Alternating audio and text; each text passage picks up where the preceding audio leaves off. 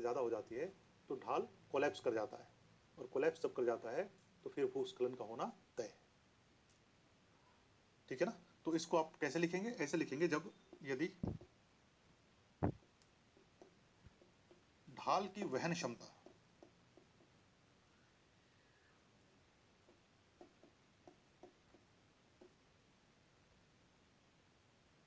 उसके ऊपर के भार से कम हो जाए तो कोलैप्स हो सकता है।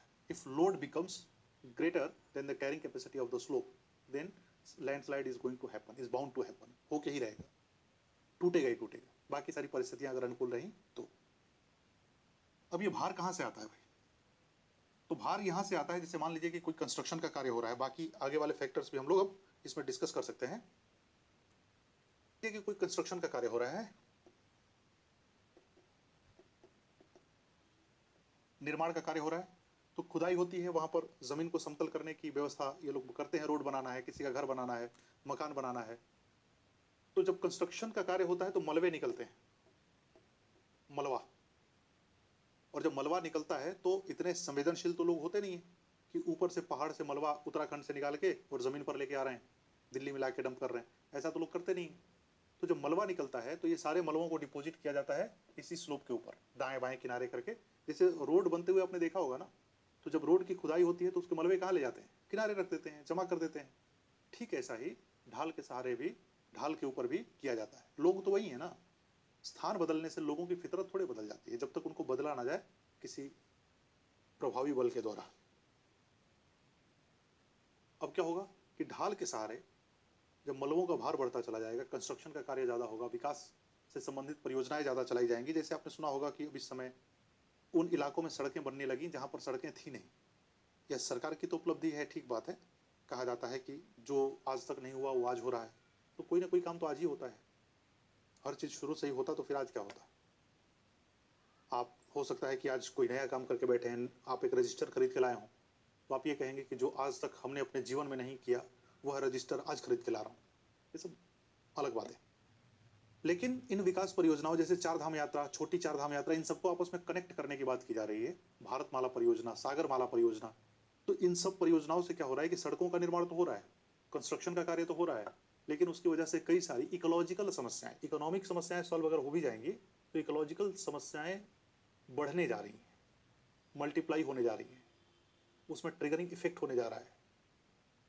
जहां जहां कंस्ट्रक्शन होगा वहां वहां समस्या आएगी ही आएगी, क्योंकि वे सब संवेदनशील क्षेत्र हैं, ऐसे क्षेत्र हैं जहां पर कंस्ट्रक्शन नहीं होना चाहिए था, लेकिन समय की जरूरत है, कंस्ट्रक्शन शायद करना अनिवार्य है। ठीक इसी तरह की है कुछ बांध की परियोजनाएं हैं। कुछ बांध की परियोजनाओं का मतलब ये हुआ कि पंचेश्वर डैम है, टिहरी परियोजना है, अभी हम लोगों ने बाढ़ के दौरान चर्चा की थी तपोवन प्रोजेक्ट के बारे में, ऋषि गंगा प्रोजेक्ट के बारे में। तो ये सारी चीज़ें क्या हैं? ये सब बांध बनाए गए हैं, जल विद्युत के उत्पादन के लिए बनाए गए हैं, लेकिन ऐसे क्षेत्र में बांध बनाए गए हैं जहां पर जो पर्यावरण शास्त्री हैं वो लगातार मना करते हैं कि भाई यहाँ पे बांध मत बनाइए, ये संवेदनशील क्षेत्र है, सेंसिटिव जोन है। लेकिन हमें चाहिए इकोनॉमी, इकोनॉमी के लिए इकोलॉजी से कंप्रोमाइज करने में रत्ती भर भी लोग सोचते नहीं, सोचते नहीं हैं, तो फिर बाद में उनको भुगतान करना पड़ता है। तो अब यहाँ पर कंस्ट्रक्शन के कार्य से मलबे उत्पन्न होंगे, बेकार के पदार्थ, भार उत्पन्न होंगे। इन भारों को जब ढाल के ऊपर रख दिया जाता है तो फिर वह ढाल कोलैप्स करने की स्थिति में आ जाता है और कोलैप्स वहां पर हो भी जाता है। से निर्वनीकरण,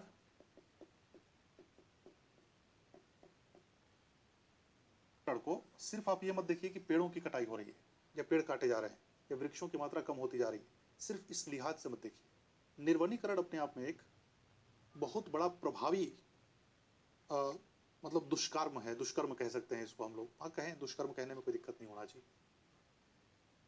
वो काटते हैं ना तो आप एक इकोलॉजी को समाप्त कर रहे होते हैं। वृक्षों की बहुत सारी इकोलॉजिकल प्रभावशीलता होती है, बहुत अच्छे अच्छे प्रभाव होते हैं। वृक्ष केवल छाया नहीं देते, वृक्ष केवल फल नहीं देते, हर वृक्ष तो फल देते भी नहीं है।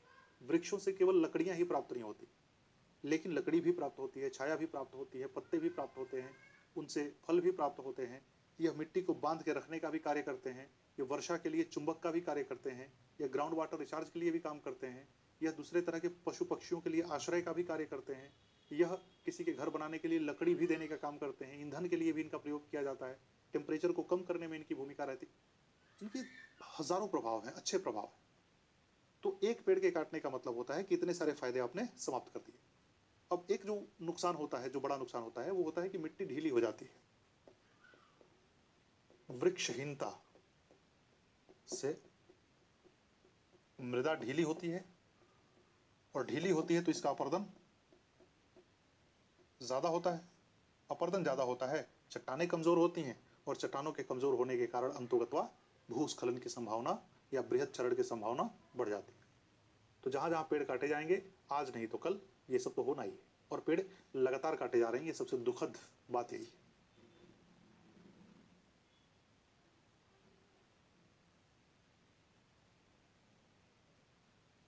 ज्वालामुखी की क्रिया। ज्वालामुखी की क्रिया से क्या होता है? अगर मान लेते हैं कि ज्वालामुखी की क्रिया किसी ऐसे इलाके में उद्गारित होती है, ऐसे इलाके में उसका प्रस्फोटन होता है जो पहाड़ी इलाका है, तो ज्वालामुखी में नीचे से मैग्मा धरती को छेदते हुए ऊपर की तरफ आता है। ऊपर की तरफ आने वाला मैग्मा चट्टानों को कमजोर करता हुआ और चट्टानों को तोड़ता फोड़ता हुआ सतह की ओर आने की कोशिश करता है। ऐसे में जब वो ढाल तक पहुंचता है तो ढालों को बहुत क्षतिग्रस्त कर देता है, और ढालों की वहन क्षमता कमजोर हो जाती है, और कमजोर हो जाने की वजह से लैंडस्लाइड जैसी घटनाएं होने लगती हैं, या कम से कम उसकी संभावना हो जाती है। फिर अगर किसी इलाके में चट्टानें कमजोर हैं, उस पर निर्वनीकरण कर दिया आपने, और उस पर थोड़ी सी भी बारिश हो गई, ग्लेशियर फटने की जैसी घटना हो गई, ग्लेशियर के पिघलने की संभावना बढ़ गई, तो वो कमजोर चट्टानें उस भार को बर्दाश्त नहीं कर पाती हैं, और लैंडस्लाइड के रूप में एक परिघटना और देखने को मिल सकती है। तो ये सारे फैक्टर्स हैं जिसके कारण से भूस्खलन होता है। स्खलन का प्रभाव क्या क्या होगा, इसके प्रभावों की अगर हम लोग बात करें, और प्रभावों से ही डिसाइड होता है कि भाई इसको आपदा कहा जाएगा या नहीं कहा जाएगा। आपदा की परिभाषा में हम लोगों ने देखा है कि आपदा उस परिघटना को कहते हैं जब उसका प्रभाव इतना व्यापक हो, और वो प्रभाव किस किस दिशा में हो? आर्थिक प्रभाव, सामाजिक प्रभाव, राजनैतिक प्रभाव, ऑब्वियसली इकोलॉजिकल प्रभाव। ये सारे प्रभाव इतने व्यापक हों कि प्रभावित समुदाय अपने पूरे संसाधनों का उपाय करके भी इनके प्रभाव से प्रभाव मुक्त ना हो पाए, तो ही आपदा की परिघटना में इसको शामिल किया जाता है, लैंडस्लाइड। अब इसके सारे प्रभाव हैं। पहला तो देखिए इकोलॉजिकल प्रभाव तो है ही, ये इसको कहते हैं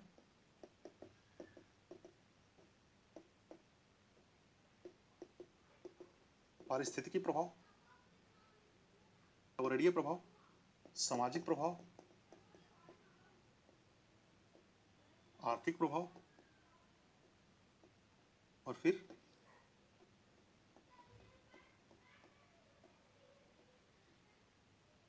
राजनीतिक प्रभाव। के प्रभाव में हम लोग क्या लिखेंगे कि वहां के जो पर्यावरण है, वहां के जो जो जैव विविधता है,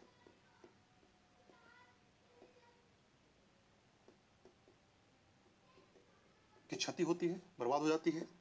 वहां का जो पर्यावरण है उसकी क्षति होती है। वहां के जो जल स्रोत होंगे वे या तो टूट जाते हैं, बर्बाद हो जाते हैं, या हो सकते हैं या भर जाते हैं, मतलब उनका स्वरूप पूरी तरह से बदल जाता है। उनके ढाल की संरचना, उस इलाके में ढाल की संरचना में महत्वपूर्ण बदलाव देखने को मिल सकता है। सामाजिक प्रभाव क्या होता है? जनधन की क्षति होती है,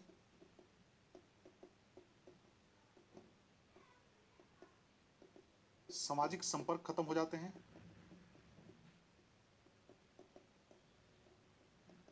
सामाजिक संपर्क खत्म हो जाते हैं, लोग अपनों को खो देते हैं, यानी कि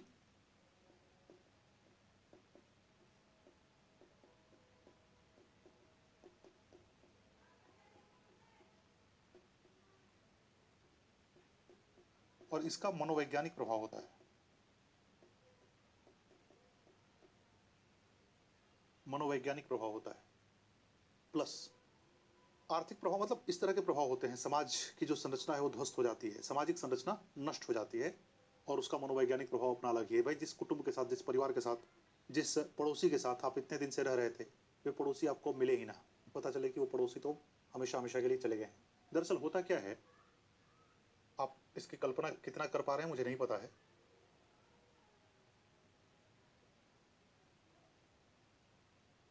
मान लीजिए इस तरह का कोई पहाड़ी क्षेत्र है, पर्वतीय क्षेत्र है। अब पहाड़ी या पर्वतीय क्षेत्र में इस तरह की बस्तियां पाई जाती है ना, इस तरह की बस्ती पाई जाती है। अब जैसे ही मान लेते हैं कि इस इलाके से लैंडस्लाइड की घटना होती है, कोई चट्टान टूटती है, और चट्टान टूटने के बाद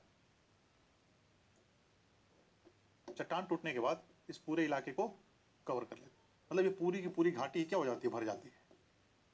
लैंडस्लाइडिंग इतना खतरनाक हो जाता है, कई कई गांव उसी में दफन हो जाते हैं। लोग बच गए तो बच गए, नहीं तो मोटी मोटी मिट्टी की लेयर के नीचे, चट्टानों की परतों के नीचे दबकर तड़प कर समाप्त हो जाते हैं, उनकी जीवन लीला खत्म हो जाती है।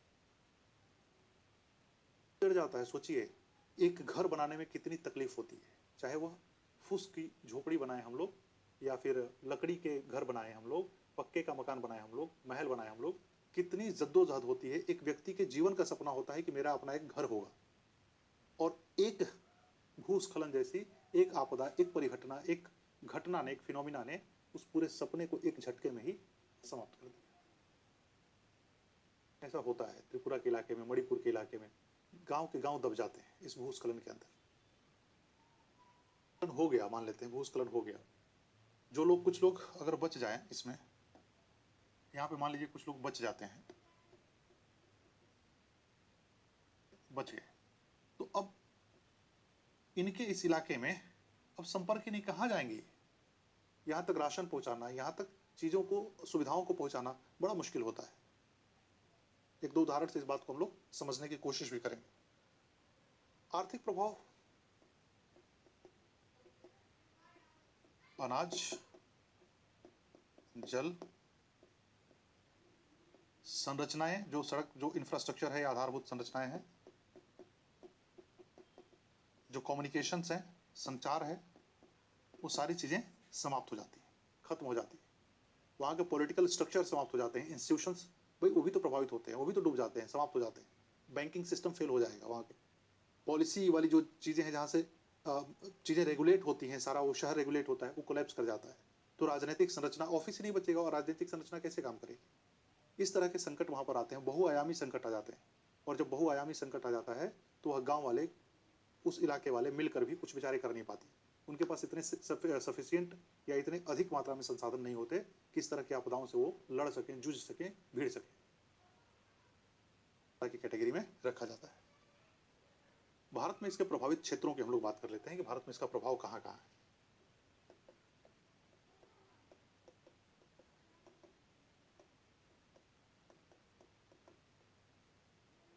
भारत में प्रभावित क्षेत्र, तो देखिए, एक तो ये भूस्खलन की घटना होती ही वहां पे है जो पर्वतीय क्षेत्र है, जहां पर ढाल पाई जाती है। तो एक तो हिमालय का क्षेत्र हो जाएगा इसका, और एक हो जाएगा पश्चिमी घाट, और थोड़ा सा हिस्सा पूर्वी घाट का भी आप मान के चलिए, या पूर्वी भारत में जो हिस्सा है, पूर्वी घाट कहना ठीक नहीं है। देखिए, हिमालय, पश्चिमी हिस्सा और पूर्वी हिस्सा, हिमालय के दोनों हिस्से, हिमालय के पूर्वी हिमालय भी और हिमालय का पश्चिमी हिमालय।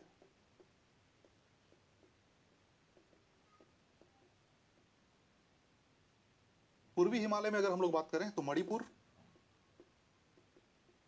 त्रिपुरा, असम, इस तरह की जो स्थान है, इस तरह की जो जगह है, वहां पर ऐसी घटनाएं देखने को मिलती है। पश्चिमी हिमालय में आपका आ जाएगा उत्तराखंड, इसमें आ जाएगा आपका हिमाचल, इसमें आ सकता है आपका जम्मू एंड कश्मीर, और इसमें पूर्वोत्तर भारत लिख दीजिए, क्या दिक्कत है, पूर्वोत्तर भारत मान के चलते हैं। पश्चिमी में देखिए कर्नाटक, गोवा, केरल, तमिलनाडु, महाराष्ट्र का भी हिस्सा आप इसमें मान लीजिए, और पूर्वी हिमालय की अगर हम लोग बात करें तो पूर्वी हिमालय में, अरे पूर्वी भाग में आंध्र प्रदेश का कुछ हिस्सा भूस्खलन से प्रभावित हो सकता है। तो भारत में प्रभावित क्षेत्र यही है कुल मिलाजुलाकर।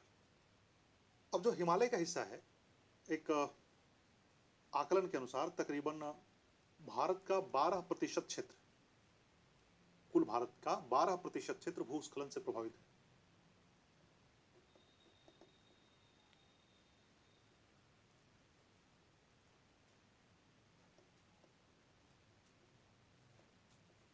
बर्फ विहीन क्षेत्र का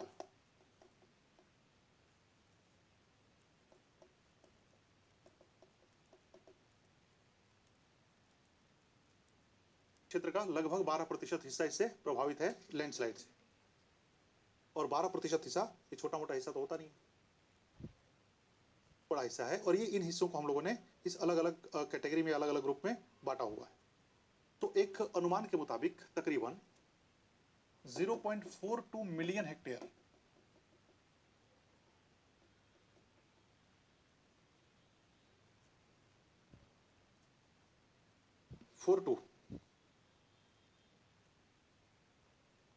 भूभाग हमारे यहाँ प्रभावित रहता है किससे?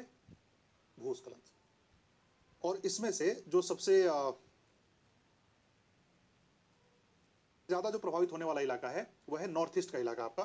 पूर्वी हिमालय में लगभग 0.18 मिलियन हेक्टेयर भूभाग, पश्चिमी हिमालय में लगभग 0.14 मिलियन हेक्टेयर भूभाग, पश्चिमी भारत के हिस्से में अगर हम लोग बात करें, पश्चिमी घाट से प्रभावित हिस्से की अगर बात करें 0.09 मिलियन हेक्टेयर, और पूर्वी में 0.01 मिलियन हेक्टेयर।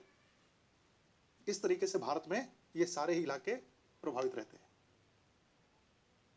आंसर लिखते समय देखिए ये सारी इंफॉर्मेशन है। आंसर लिखते समय आपको कंपटीशन में आंसर लिखना है, एक प्रतिस्पर्धात्मक परीक्षा में आप उत्तर लिखते हैं, और वहां पर आपका जो उत्तर होना चाहिए वो कॉम्पिटेंट होना चाहिए, मतलब